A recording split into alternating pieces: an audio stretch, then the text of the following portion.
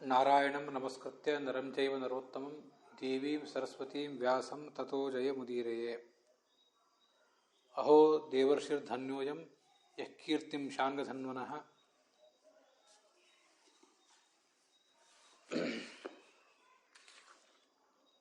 ಗಾಯನ್ ಮಾಧ್ವ್ಯಾ ಗಿರಾ ತಂತ್ರ್ಯ ರಮಯತ್ಯಾತುರಂ ಜಗತ್. ಶ್ರೀ ಗುರುಭ್ಯೋ ನಮಃ. ಆಶ್ವಿನ ಮಾಸದ ಈ ಕೃಷ್ಣ ಏಕಾದಶಿಯ ದಿನ ನಾವು ಭಾಗವತದ 1ನೇ ಸ್ಕಂದದ 6ನೇ ಅಧ್ಯಾಯದ 31ನೇ ಶ್ಲೋಕವನ್ನು ನೋಡಬೇಕಾಗಿದೆ. ನಾರದರು ತಮ್ಮ ಹಿಂದಿನ ಜನ್ಮಗಳಲ್ಲಿ ಉಪಬರಹಣ ಅನ್ನುವ ಒಬ್ಬ ಗಂಧರ್ವವಾಗಿದ್ದರು. ಅದಾದ ಬಳಿಕ ಶಾಪವನ್ನು ಪಡೆದು ಅವರು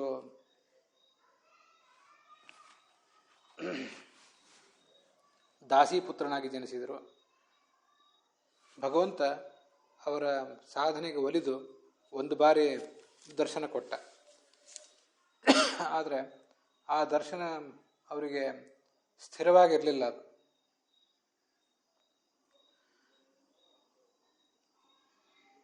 ಈ ಜನ್ಮದಲ್ಲಿ ನಿನಗೆ ಇಷ್ಟೇ ದರ್ಶನ ಆಗೋದು, ಇನ್ನು ಮುಂದೆ ನಿನಗೆ ಮುಂದಿನ ಜನ್ಮದಲ್ಲಿ ನನ್ನ ದರ್ಶನ ಸತತವಾಗಿ ಆಗ್ತದೆ ಅಂತ ಭಗವಂತ ಅವರಿಗೆ ಆಶ್ವಾಸನೆ ಕೊಟ್ಟಿದ್ದ. ಅದರಂತೆ ಅವರು ಆ ಮುಂದಿನ ಜನ್ಮ ಯಾವಾಗ ಬಂದೀತೋ, ಭಗವಂತನ ದರ್ಶನ ಸತತವಾಗಿ ಯಾವಾಗ ಆದೀತೋ ಅಂತ ಹೀಗೆ ಕಾತರದಿಂದ ಕಾಯ್ತಾ ಇದ್ರು. ಅಷ್ಟರವರೆಗೆ ಕಥೆ ನಾವು ನೋಡಿದ್ದೇವೆ. ಏವಂ ಕೃಷ್ಣಮತೆ ಬ್ರಹ್ಮನ್ ಅಸಕ್ತಸ್ಯ ಅಮಲಾತ್ಮನಃ ಕಾಲಃ ಪ್ರಾದುರಭೂತ್ ಕಾಲೇ ತಟಿತ್ ಸೌದಾಮಿನಿ ಯಥಾ ಅಂತ 31ನೇ ಶ್ಲೋಕ ನಾವೀಗ ನೋಡಬೇಕಾದದ್ದು.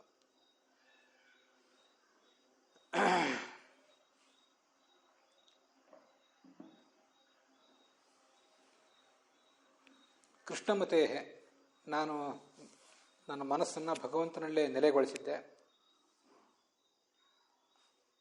ಯಾವುದರಲ್ಲಿಯೂ ನನಗೆ ಆಸಕ್ತಿ ಇರಲಿಲ್ಲ, ಮನಸ್ಸು ಶುದ್ಧವಾಗಿತ್ತು. ಅಂಥ ಒಂದು ಸಂದರ್ಭದಲ್ಲಿ ನನ್ನ ಆ ದೇಹವನ್ನು ಬಿಡುವಂಥ ಕಾಲ ಒಂದು ಬಂದಿತ್ತು. ಅದು ಹೇಗೆ ಬಂದಿತ್ತು ಅಂದರೆ, ಮಳೆಗಾಲದಲ್ಲಿ ಇದ್ದಕ್ಕಿದ್ದಂತೆ ಯಾವ ಸುಳಿವನ್ನು ಕೊಡದೇನೆ ಒಂದು ಮಿಂಚು ಹೊಡೆಯುವಂತೆ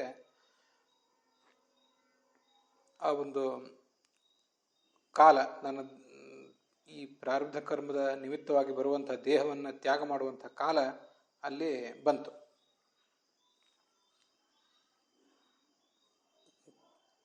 ಕಾಲೇ ತಟಿತ್ ಸೌದಾಮಿನಿ ಯಥ ಅಂತ ಹೀಗೆಲ್ಲ ಶಬ್ದಗಳಿದೆಯಲ್ಲ, ತಟಿತ್ ಅಂದರು ಸೌದಾಮಿನಿ ಅಂದರು ಎರಡಕ್ಕೂ ಕೂಡ ಮಿಂಚು ಅಂತಲೇ ಅರ್ಥ. ಹಾಗಿರುವಾಗ ಇಲ್ಲಿ ಏನು ಅರ್ಥ ಹೇಳ್ತಿದ್ದಾರೆ ಅಂತ ನಮಗೆ ಒಂದು ಸರಿ ಗೊಂದಲ ಆಗ್ತದೆ. ಅದಕ್ಕೆ ಬೇರೆ ಬೇರೆ ವ್ಯಾಖ್ಯಾನಕಾರರು ಏನು ವ್ಯಾಖ್ಯಾನ ಮಾಡಿದ್ದಾರೆ ಅಂತ ಅನ್ನೋದನ್ನು ಒಂದು ಬಾರಿ ನೋಡಬೇಕು.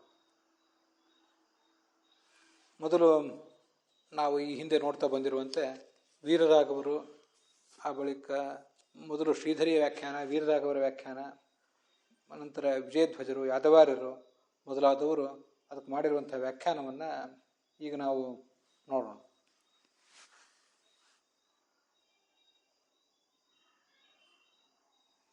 ಈ ಸೌದಾಮಿನಿ ಅಂತ ಕೆಲವು ಕಡೆ ಪಾಠ ಇದೆ, ಸೌದಾಮನಿ ಅಂತ ಕೆಲವು ಕಡೆ ಪಾಠ ಇದೆ.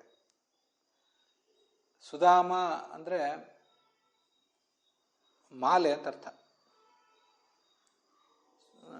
ಮಾಲೆಯಂತೆ ಕಾಣಿಸುವಂಥ ಕಪ್ಪು ಬಣ್ಣದ ಆ ಆಕಾಶದಲ್ಲಿ ಒಂದು ಬಾರಿ ಮಿಂಚು ಹೊಡೆದರೆ ಅದು ಅಲ್ಲೊಂದು ಯಾವುದೋ ಮಾಲೆ, ಹೂವಿನ ಮಾಲೆಯೋ ಬಂಗಾರದ ಮಾಲೆಯೋ ಆಕಾಶದಲ್ಲಿ ಚೆಲ್ಲಿ ಬಿದ್ದಂತೆ ಕಾಣಿಸ್ತಾ ಇರ್ತದೆ. ಅದರಿಂದ ಸುಧಾಮ ಅಂದರೆ ಮಾಲಾ ಅಂತ ಅರ್ಥ ಇಟ್ಕೊಂಡು ಆ ಮಾಲೆಯಂತೆ ಇರುವಂಥದ್ದು ಅಂತ ಹೀಗೆ ಕೆಲವರು ಜನ ಅರ್ಥ ಮಾಡಿದ್ದಾರೆ. ಅದು ಸೌದಾಮನಿ ಅಂತ ಅದರ ಅರ್ಥ. ಸೌದಾಮನಿ ಅಂತ ಪಾಠ ಇದ್ದಾಗ ಆ ಅರ್ಥ ಆಗ್ತದೆ. ಸುಧಾಮ ಅಂತನೂ ಶಬ್ದಕ್ಕೆ ಇನ್ನೂ ಒಂದು ಅರ್ಥವನ್ನು ಕೂಡ ಮಾಡಿದ್ದಾರೆ. ಸುಧಾಮ ಅನ್ನೋ ಹೆಸರಿನ ಒಂದು ಸ್ಫಟಿಕದ ಪರ್ವತ ಇದು ವೀರರಾಘವರು ಹೇಳುವಂಥ ಅರ್ಥ. ಶ್ರೀಧರಿ ವ್ಯಾಖ್ಯಾನದಲ್ಲಿ ಕಾಣಿಸುವಂಥ ಅರ್ಥ. ಒಂದು ಸ್ಫಟಿಕದ ಪರ್ವತ, ಅದರ ಹೆಸರು ಸುಧಾಮ ಅಂತ. ಸ್ಫಟಿಕದ ಪರ್ವತದ ಪರಿಸರದಲ್ಲಿ ಒಂದು ಮಿಂಚು ಹೊಡೆದ್ರೆ ಹೇಗಿರ್ತದೋ ಹಾಗೆ ಅಂತ ಅದಕ್ಕೊಂದು ಅರ್ಥ ಹೇಳಿದ್ದಾರೆ ಶ್ರೀಧರಿ ವ್ಯಾಖ್ಯಾನದಲ್ಲಿ. ತಟಿತ ಮತ್ತು ಸೌದಾಮಿನಿ ಅಂತ ಇಕಾರಾಂತವಾಗಿ, ಸೌದಾಮನಿ ಅಂತ ಮ ಒಂದು ಕೆಲವರ ಪಾಠದಲ್ಲಿ, ಸೌದಾಮಿನಿ ಅಂತ ಮೀ ಇನ್ನು ಕೆಲವರ ಪಾಠದಲ್ಲಿದೆ. ಈ ತಟಿತ ಮತ್ತು ಸೌದಾಮಿನಿ ಎರಡಕ್ಕೂ ಕೂಡ ಸಮಾನ ಅರ್ಥ ಇರುವುದರಿಂದ ಇದನ್ನು ಹೇಗೆ ಹೊಂದಿಸುವುದು, ಇದಕ್ಕೆ ಅರ್ಥ ಹೇಳುವುದು ಹೇಗೆ ಅಂತ ಒಂದು ದೊಡ್ಡ ಗೊಂದಲ ಆಗ್ತದೆ ಎಲ್ಲರಿಗೂ ಕೂಡ. ಅದಕ್ಕಾಗಿ ಹೀಗೆ ಬೇರೆ ಬೇರೆ ಕಸರತ್ತುಗಳನ್ನು ಮಾಡಿದ್ದಾರೆ ಒಬ್ಬೊಬ್ಬರು. ಸುಧಾಮ ಅಂದರೆ ಮಾಲೆ ಅಂತ ಅರ್ಥ ಹೇಳುವುದನ್ನು ಕೇಳಿದ್ದೀವಿ. ಸುಧಾಮ ಅಂದರೆ ಒಂದು ಸ್ಫಟಿಕದ ಪರ್ವತ ಅಂತ ಅರ್ಥ ಹೇಳಿದ್ದನ್ನು ಕೇಳಿದ್ದೀವಿ. ಹಾಗೆ ತಟಿತ ಮತ್ತು ಸೌದಾಮಿನಿ ಇದಕ್ಕೆ ಪುನರುಕ್ತಿ ದೋಷವನ್ನು ಪರಿಹಾರ ಮಾಡಲಿಕ್ಕಾಗಿ ಈ ತಟಿತ್ ಅಂದರೆ ಸಮೀಪ ಅನ್ನೋ ಅರ್ಥವನ್ನು ಕೂಡ ಶ್ರೀಧರಿ ವ್ಯಾಖ್ಯಾನದಲ್ಲಿ ತೋರಿಸ್ತಾರೆ.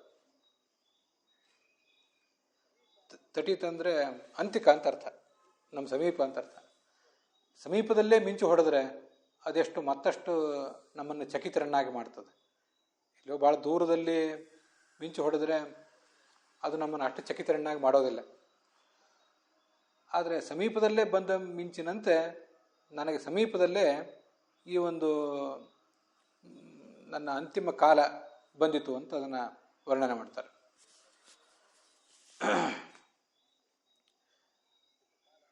ಇದು ಶ್ರೀಧರರ ವ್ಯಾಖ್ಯಾನದಲ್ಲಿ ನಮ್ಗೆ ಕಂಡು ಬರುವಂಥ ಅಭಿಪ್ರಾಯ. ವೀರರಾಘವರ ವ್ಯಾಖ್ಯಾನದಲ್ಲಿ ಏನು ಹೇಳ್ತಾರೆ ಅದನ್ನು ಈಗ ನೋಡೋಣ.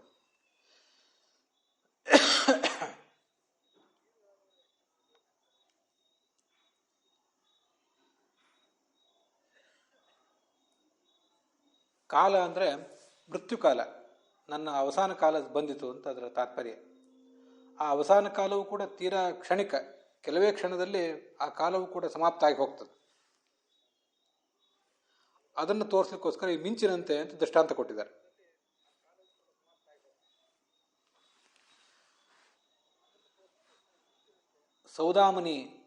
ಸೌದಾಮಿನಿ ಅಂತ ಇಟ್ಕೊಂಡಿಲ್ಲ, ವೀರರಾಘವರ ವ್ಯಾಖ್ಯಾನದಲ್ಲೂ ಕೂಡ ಸೌದಾಮನಿ ಅಂತ ಇಟ್ಕೊಂಡಿದ್ದಾರೆ. ಸುಧಾಮ ಅನ್ನೋ ಹೆಸರಿನ ಒಂದು ಪರ್ವತ, ಆ ಪರ್ವತದಿಂದ ಪರ್ವತಕ್ಕೆ ಸಮೀಪದಲ್ಲೇ ಇರುವಂತಹ ಈ ಒಂದು ಮಿಂಚು ಆ ಪರ್ವತದ ಸಮೀಪದಲ್ಲೇ ಬಂತು ಅಂತ.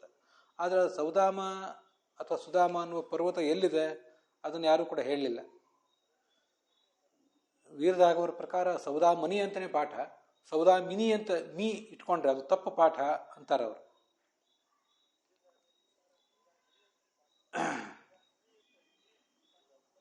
ಇನ್ನು ವಿಜಯಧ್ವಜರ ಪಾಠದಲ್ಲಿ ಮತ್ತು ಯಾದವಾರ್ಯರ ವ್ಯಾಖ್ಯಾನದಲ್ಲಿ ಇದಕ್ಕೇನು ಅರ್ಥ ಹೇಳ್ತಾರೆ ಅಂತ ಅನ್ನೋದನ್ನು ಇನ್ನು ಮುಂದೆ ನಾವೀಗ ನೋಡಬೇಕು.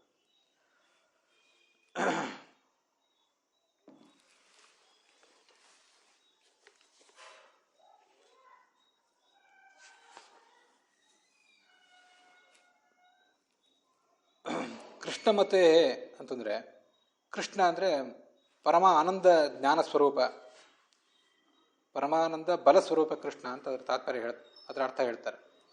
ಕೃಷ್ಣ ಅನ್ನೋ ಶಬ್ದಕ್ಕೆ ಸರ್ವಮೂಲದಲ್ಲೇ ಆಚಾರ್ಯರು ಅರ್ಥಗಳನ್ನು ಹೇಳಿದ್ದಾರೆ. ಯತಃ ಕರ್ಷಸಿ ದೇವೇಶ ನಿಯಮ್ಯ ಸಕಲಂ ಜಗತ್, ಸಮಸ್ತ ಪ್ರಪಂಚವನ್ನು ಕೂಡ ತನ್ನ ಕಡೆಗೆ ಸೆಳೆದಿಟ್ಟುಕೊಳ್ಳುವಂಥವನು ಭಗವಂತ ಅನ್ನೋ ದೃಷ್ಟಿಯಿಂದ ಅವನನ್ನು ಕೃಷ್ಣ ಅಂತ ಹೇಳ್ತಾರೆ. ಇಲ್ಲಿ ಕೃಷ್ಣ ಅನ್ನೋ ಶಬ್ದಕ್ಕೆ ಈ ಒಂದು ವಿಜಯಧ್ವಜರು ವಿಶಿಷ್ಟವಾದ ಅರ್ಥವನ್ನು ಹೇಳಲಿಕ್ಕೆ ಐತರೇಯ ಉಪನಿಷತ್ತಿನ ಹಿನ್ನೆಲೆ ಇದೆ. ಆನಂದ ಜ್ಞಾನ, ಆನಂದ ಮತ್ತು ಬಲ ಅನ್ನೋ ಅರ್ಥವನ್ನು ಅವ್ರು ಹೇಳ್ತಾರೆ. ಐತರೇಯ ಉಪನಿಷತ್ತು ಅಲ್ಲದೇ ಮತ್ತು ಬೇರೆ ಬೇರೆ ಹಿನ್ನೆಲೆಗಳಲ್ಲೂ ಕೂಡ ನಾವು ಇದಕ್ಕೆ ಊಹಿಸ್ಬೋದು. ಕೃಷ್ಣ ಅಂತನ್ನುವಲ್ಲೇ ಕೃಷ ಅಂತನ್ನೋದು ಭೂಮಿಯನ್ನು ಹೇಳ್ತದೆ. ಕೃಷಿರ್ ಭೂವಾಚಕ ಶಬ್ದ ನಶ್ಚ ನಿರ್ವೃತಿ ವಾಚಕ ಅಂತ ಮಹಾಭಾರತದಲ್ಲಿ ಉದ್ಯೋಗ ಪರ್ವದಲ್ಲಿ ಬರುವಂಥ ಅರ್ಥ. ಕೃಷಿ ಅಂದರೆ ಭೂಮಿ, ಆ ಭೂಮಿಗೆ ಆನಂದವನ್ನು ಕೊಟ್ಟಂತಹ ಭಗವಂತನ ರೂಪ ಅದು ಅಂತ. ಕೃಷ್ಣ ಅನ್ನುವಲ್ಲಿ ನ ಅನ್ನೋದು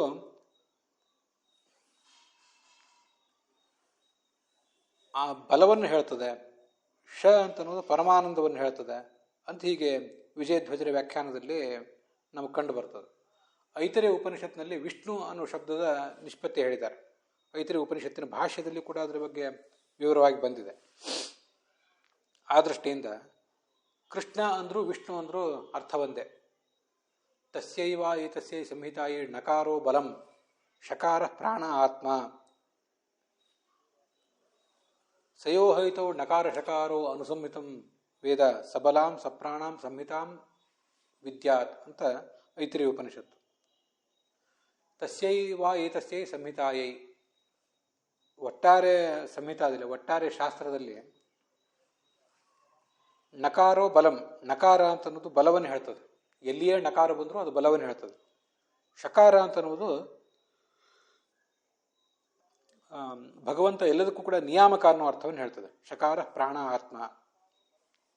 ಹೀಗೆ ಶಕಾರ ಅಂತ ಅನ್ನೋದು ಭಗವಂತ ನಿಯಾಮಕ ಅನ್ನೋದನ್ನು ಹೇಳ್ತದೆ, ನಕಾರ ಅನ್ನೋದು ಭಗವಂತನ ಆನಂದವನ್ನು ಹೇಳ್ತದೆ ಅಂತ ನಾವು ತಿಳಿದುಕೊಂಡ್ರೆ ಒಟ್ಟಾರೆ ಶಾಸ್ತ್ರದ ಋಗಾದಿ ವೇದಗಳ, ಉಪನಿಷತ್ತುಗಳ, ಮಹಾಭಾರತ ಭಾಗವತಾದಿಗಳ ಎಲ್ಲಗಳ ಅರ್ಥವನ್ನು ಕೂಡ ನಾವು ತಿಳ್ಕೊಂಡಂತೆ ಆಯಿತು.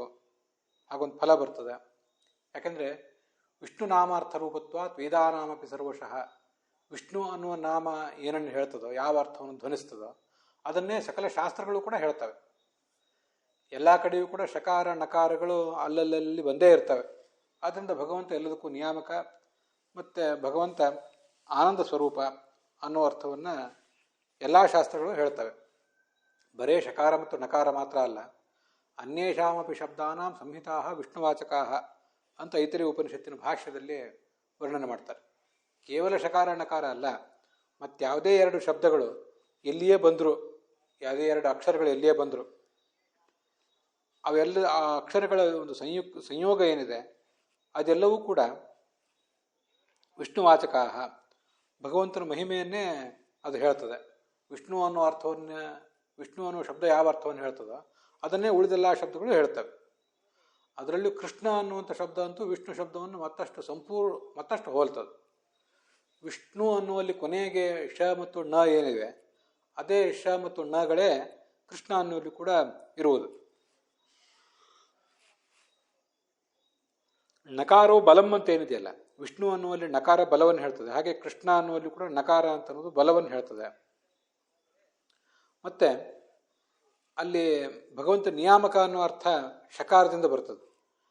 ಇಲ್ಲಿ ವಿಜಯಧ್ವಜರು ಅದನ್ನು ಬಲ ಅಂತ ಅರ್ಥ ಹೇಳಿದ್ದಾರೆ. ಪರಮಾನಂದ ಅನ್ನೋ ಅರ್ಥವನ್ನು ಹೇಳಿದ್ದಾರೆ. ಪರಮಾನಂದ ಇದು ಶದ ಅರ್ಥ, ನ ಅಂತನ್ನುವುದು ಬಲವನ್ನು ಹೇಳ್ತದೆ ಅಂತ ಇಷ್ಟು ತಿಳಿದು ಬರ್ತದೆ. ಈ ಉಪನಿಷತ್ತಿನಲ್ಲಿ ಇರುವುದು ಎಲ್ಲರಿಗೂ ನಿಯಾಮಕ ಅಂತ, ಇಲ್ಲಿ ಇವರು ಆನಂದ ಅಂತ ತಗೊಂಡಿದ್ದಾರೆ. ಶ ಅಂತ ಅನ್ನೋದು ಆನಂದವನ್ನು ಹೇಳ್ತದೆ ಅಂತ. ಅದು ಹೇಗೆ ಅವ್ರು ಇಟ್ಕೊಂಡಿರಬಹುದು ಅದರ ಸಾಧ್ಯತೆ ಏನಿದೆ ಅಂತ ಹೀಗೆ ಊಹೆ ಮಾಡಿದಾಗ ನನಗೊಂದು ಆಲೋಚನೆ ಹೀಗೆ ಬರ್ತದೆ. ಕೋಹ್ಯೇವಾನ್ಯಾತ್ ಕಃ ಪ್ರಾಣ್ಯಾತ್ ಯದೇಶ ಆಕಾಶ ಆನಂದೋನ ಸ್ಯಾತ್ ಅಂತ ತೈತ್ತರೀಯ ಉಪನಿಷತ್ತು. ಈ ಭಗವಂತ ಒಂದು ವೇಳೆ ಆನಂದ ಸ್ವರೂಪನಾಗಿಲ್ಲದೆ ಹೋದರೆ ಆ ಭಗವಂತ ಯಾರನ್ನು ಕೂಡ ಪ್ರೇರಿಸ್ತಾ ಇರಲಿಲ್ಲ. ಭಗವಂತನ ಪ್ರೇರಣೆ ಇಲ್ಲದೆ ಹೋದರೆ ಕಹ ಅನ್ಯಾತ್, ಈ ಜಗತ್ತಿನಲ್ಲಿ ಯಾರು ಚಟುವಟಿಕೆಯಿಂದ ಇರೋದು ಸಾಧ್ಯ? ಕಃ ಪ್ರಾಣ್ಯಾತ್, ಯಾರು ಬದುಕಿರುವುದು ಸಾಧ್ಯ? ಭಗವಂತ ಆನಂದ ಸ್ವರೂಪನಾಗಿರುವುದರಿಂದಲೇ ಅವನು ಈ ಜಗತ್ತನ್ನು ಪ್ರೇರಿಸ್ತಾ ಇದ್ದಾನೆ. ಅವನ ಪ್ರೇರಣೆಯನ್ನು ಪಡೆದೇ ಈ ಜಗತ್ತು ಕೆಲಸ ಮಾಡ್ತಾ ಇದೆ, ಜಡ ಚೇತನ ಎಲ್ಲವೂ ಕೂಡ ಅಂತ ಅದರ ತಾತ್ಪರ್ಯ. ಬ್ರಹ್ಮಸೂತ್ರ ಭಾಷ್ಯದಲ್ಲಿ ಆ ಮಾತು ಬಂದಿದೆ. ಸೃಷ್ಟ್ಯಾದಿಕಂ ಹರಿರ್ನೈವ ಪ್ರಯೋಜನಂ ಅಪೇಕ್ಷಿತೋ ಕುರುತೆ ಕೇವಲಾನಂದ ಯಥೋನ್ಮತ್ತಸ್ಯ ನರ್ತನಂ ಅಂತ. ಸೃಷ್ಟಿ, ಪಾಲನೆ, ನಾಶ ಇತ್ಯಾದಿ ಎಲ್ಲವನ್ನೂ ಕೂಡ ಭಗವಂತ ಮಾಡ್ತಾನಲ್ಲ, ಯಾತಕ್ಕಾಗಿ ಮಾಡ್ತಾನೆ ಇವನ್ನೆಲ್ಲವನ್ನು ಕೂಡ? ನೈವ ಪ್ರಯೋಜನಂ ಅಪೇಕ್ಷ, ಯಾವುದೇ ಪ್ರಯೋಜನವನ್ನು ಅಪೇಕ್ಷಿಸಿಕೊಂಡು ಭಗವಂತ ಅವುಗಳನ್ನು ಮಾಡೋದಿಲ್ಲ. ಪ್ರಯೋಜನ ಅಪೇಕ್ಷಿತು ಕುರುತೆ ಕೇವಲ ಆನಂದ, ಯಾವುದೇ ಪ್ರಯೋಜನದ ಬಯಕೆ ಅವನಿಗಿಲ್ಲ. ಅವನಿಗಿರುವುದು ಕೇವಲ ಆನಂದದ ಉದ್ರೇಕ ಮಾತ್ರ ಇದು. ಅವನೇನು ಆನಂದ ಸ್ವರೂಪನಾಗಿದ್ದಾನೆ, ಅವನ ಆನಂದದ ಅಭಿವ್ಯಕ್ತಿಯೇ ಅವನ ಎಲ್ಲ ಚಟುವಟಿಕೆಗಳು. ಉತ್ಪತ್ತಿ, ಜಗತ್ತನ್ನು ಪಾಲಿಸುವುದು, ಅದನ್ನು ಹುಟ್ಟಿಸುವುದು, ಪಾಲಿಸುವುದು, ನಾಶಪಡಿಸುವುದು, ಹೀಗೆಲ್ಲವೂ ಕೂಡ ಆತನ ಆನಂದದ ಅಭಿವ್ಯಕ್ತಿಯೇ ಆಗಿದೆ. ಹೀಗೆ ಅವನು ನಿಯಾಮಕನಾಗಿದ್ದಾನೆ ಅಂತ ಐತರೇಯ ಉಪನಿಷತ್ತು ಹೇಳ್ತದೆ.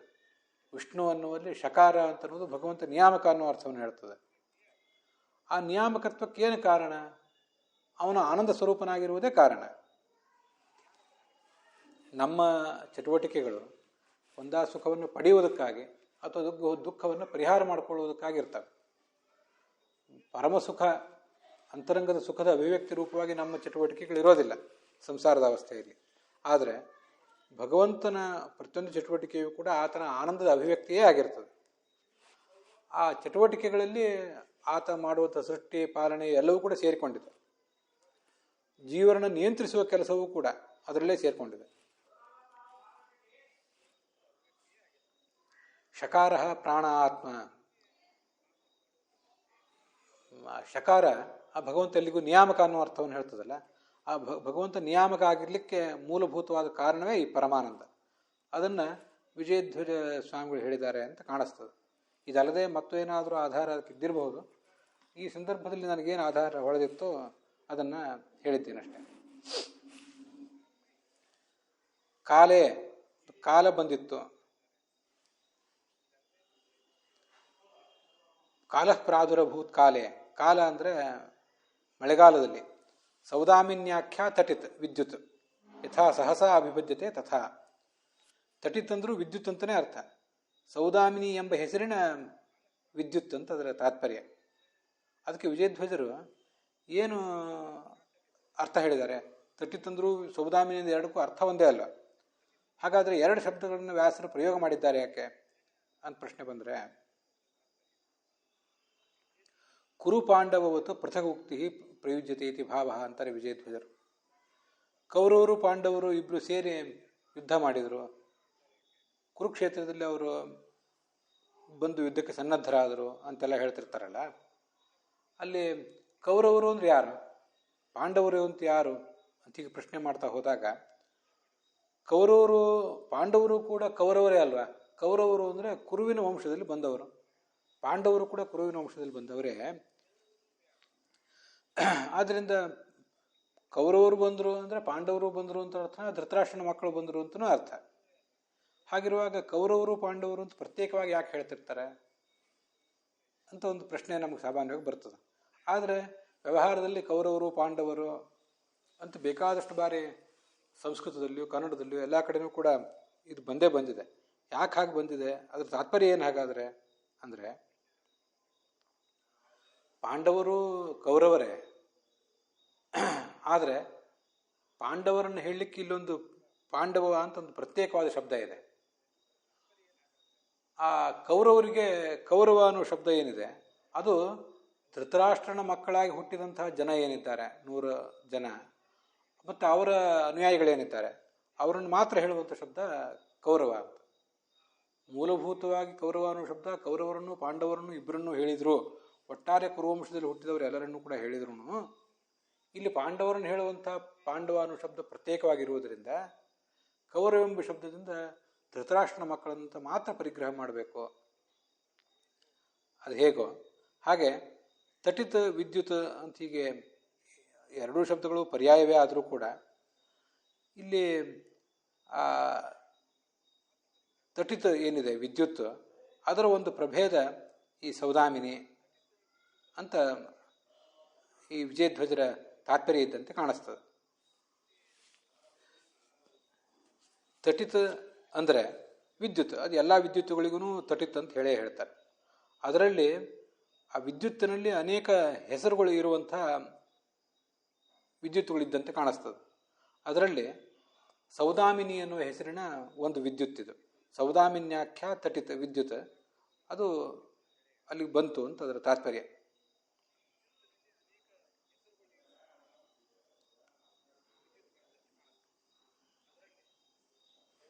ಸೌದಾಮಿನಿ, ಐರಾವತಿ ಅಂತ ಹೀಗೆಲ್ಲ ಆ ವಿದ್ಯುತ್ತಿನ ಅನೇಕ ಪ್ರಭೇದಗಳು. ಅದರಲ್ಲಿ ಇಲ್ಲಿ ಸೌದಾಮಿನಿ ಎನ್ನುವ ಒಂದು ಮಿಂಚು ಬಂದಿತು ಅಂತ ಅದರ ವಿಜಯಧ್ವಜರ ತಾತ್ಪರ್ಯ ಇದ್ದ ಹಾಗೆ ನಮಗನಿಸ್ತು. ಯಾದವಾರ್ಯ ವ್ಯಾಖ್ಯಾನದಲ್ಲೂ ಕೂಡ ಕೃಷ್ಣೆ ಅಂದರೆ ಪರಮಾನಂದ ಬಲಾತ್ಮಕೆ ಹರವು, ಪರಮಾನಂದ ಮತ್ತು ಬಲ ಈ ಸ್ವರೂಪನಾದ ಭಗವಂತನಲ್ಲಿ ಮತಿ ಇದ್ದವರು ಈ ನಾರದರು. ಅವರಿಗೆ ಆ ಮರಣಕಾಲ ಸಮೀಪಿಸಿತು ಅಂತ ಅದರ ತಾತ್ಪರ್ಯ.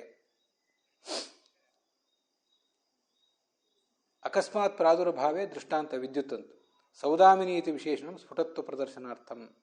ಸುಧಾಮ ಮಾಲ, ಸುಧಾಮ ಅಂತ ಅನ್ನೋದು ಮಾಲೆ. ಆ ಮಾಲೆ ಅನ್ನೋ ಅರ್ಥವನ್ನು ಇಟ್ಕೊಳ್ಳೋದು ಹೆಚ್ಚು ಚೆನ್ನಾಗಿರುತ್ತೆ, ಕಾಣಿಸ್ತದೆ. ಸೌದಾಮಿನಿ ಮತ್ತು ತಟಿತ್ ಇವೆರಡಕ್ಕೂ ಕೂಡ ಪುನರುಕ್ತಿಯನ್ನು ಪರಿಹಾರ ಮಾಡಲಿಕ್ಕಾಗಿ ಮಾಲೆಯ ಆಕಾರದಲ್ಲಿರುವಂಥ ಒಂದು ಮಿಂಚು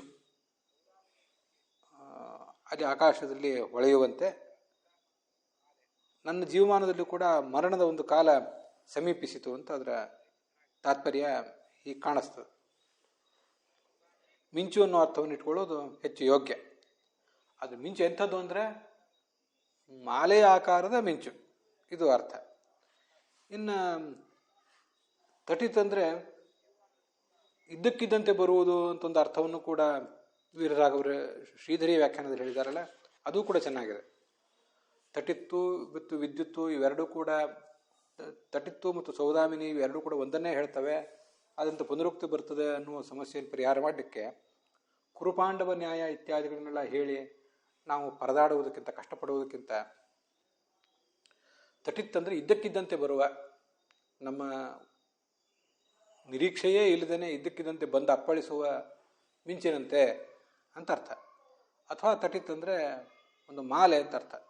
ಇದನ್ನು ಈ ಅರ್ಥ ಇಟ್ಕೊಳ್ಳುವುದು ಹೆಚ್ಚು ಯೋಗ್ಯವಾಗಿ ಕಾಣಿಸ್ತದೆ.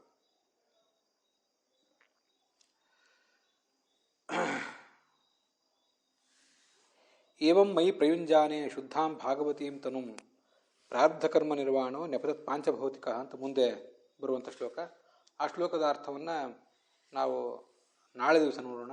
ಇಲ್ಲಿಗೆ ಇವತ್ತಿನ ಈ ಭಾಗ ಸಮಾಪ್ತವಾಗಿದೆ.